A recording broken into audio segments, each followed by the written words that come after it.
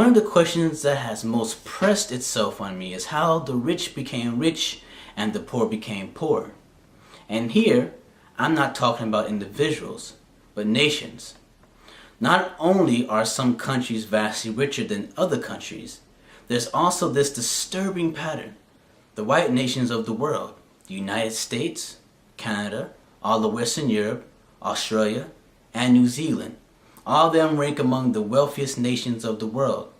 All the black nations of the world, the countries of Africa, and the countries of the Caribbean rank among the poorest nations on earth. The only exceptions might be one or two tiny Caribbean nations that have become wealthy bankers' hideaways. This is really a startling pattern, and it demands an honest discussion and explanation. Now, there is the one explanation that most of you would not dare even utter, and that is the racial explanation. If the white countries of the world are consistently wealthy and the black nations of the world almost as consistently poor, it just might occur to some people, even if they don't dare say it, that perhaps white people are better at wealth making than black people. That's a perfectly logical explanation. But you don't like it. And quite frankly, neither do I. In a Barack Obama world, it is rather difficult to believe that argument. The notion that there's just something wrong with those black people. But if we don't accept the perfectly logical explanation, we better have an explanation that makes sense.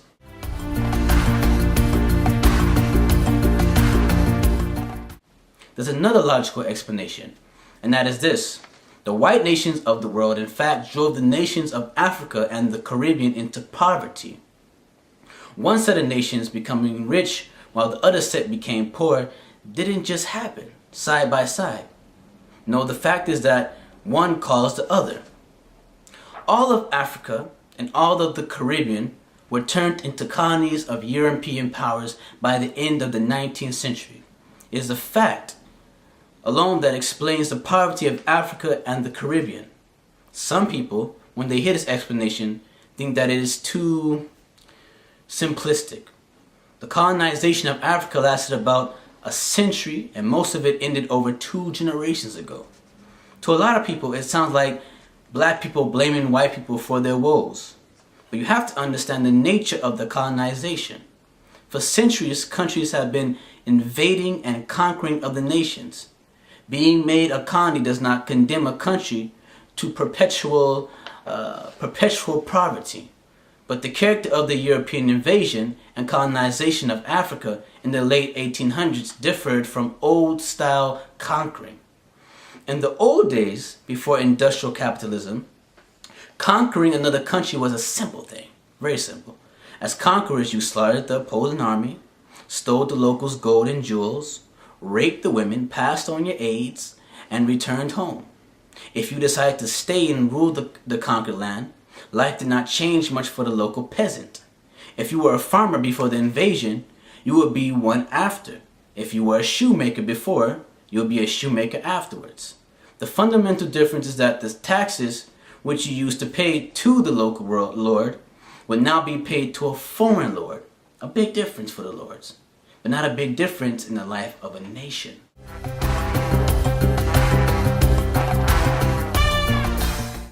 European colonization of Africa was completely different in character. This colonization occurred in an era of industrialization and capitalism. When the European powers arrived in Africa, they completely disrupted existing and prosperous peoples with their own ways of life. The Europeans arrived in Africa to exploit the natural resources contained on the continent. They established mines, plantations, designed to make products that Europeans craved. Africans before this were very successful at feeding themselves, clothing themselves, educating themselves, and running civil societies for themselves. The Europeans, however, needed them as laborers in their mines and on their plantations. Africans were driven away from their traditional ways of life in 2 ways: by force and by taxation. In some areas, Africans were required to perform manual labor in European businesses. and in this way they were little other than slaves. The second method was for Europeans to impose a head tax, payable in the European currency. The local Africans then had to find a way to pay the tax, and that of course involved taking a job in the mine or some other business run by a European.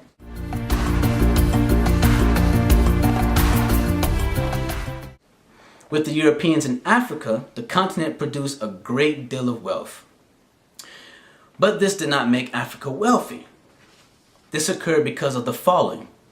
First and foremost, the Africans did not learn how to run these businesses for themselves. The top level management and the experts needed to run these enterprises were imported from Europe and returned to Europe once the Europeans had finished their exploitation. The infrastructure the Europeans established, the roads, the telephone systems, the ports, were all designed to do one thing: facilitate the mines that were established to produce the natural resources that the Europeans wanted. Many of the enterprises that the Europeans established were in fact uneconomical by ordinary standards. They thrived as businesses only because the African labor employed was paid dirt poor wages. The Africans never learned to run and develop these businesses on their own. Real wealth is the ability to create wealth, but colonization never taught Africans the ability to create wealth. In fact, colonization caused Africans over the generations to forget their traditional skills, the skills that kept their ancestors alive. Colonization, in fact, diminished their ability to create wealth.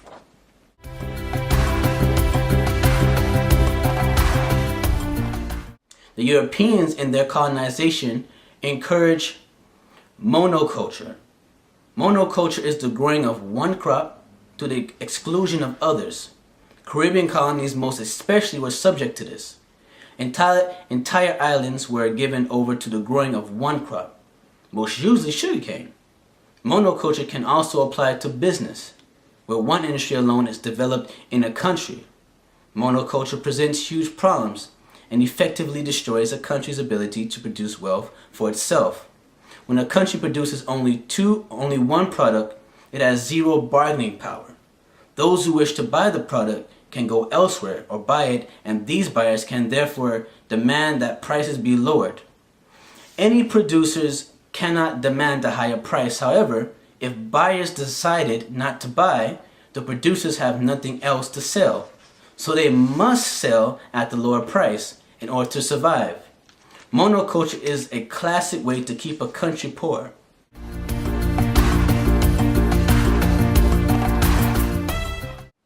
Put these factors together and you have a surefire formula for making a people poor.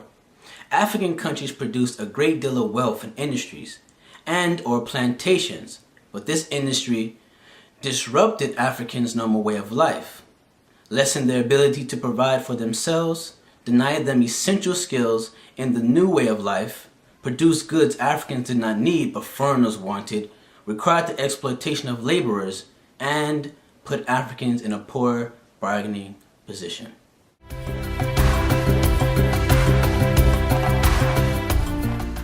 Now, let's deal with another argument, which is thrown out by those who claim that European colonization did not make Africa and the Caribbean countries poor. The argument is this: all that happened 100 years ago. You can't keep blaming present-day poverty on what was done 2 generations ago. Well, yes you can. The truth of the matter is that the failings and weaknesses of one generation are passed on to the next generation. The children of the poor almost always end up poor. When you are raised without wealth, without education facilities, without infrastructure and everything else that creates wealth, you naturally lack the ability to create wealth. We see that passing on of poverty from one generation to the next everywhere in the world. So my friends, the black nations of the earth didn't just end up poor, they were forcefully and brutally made poor.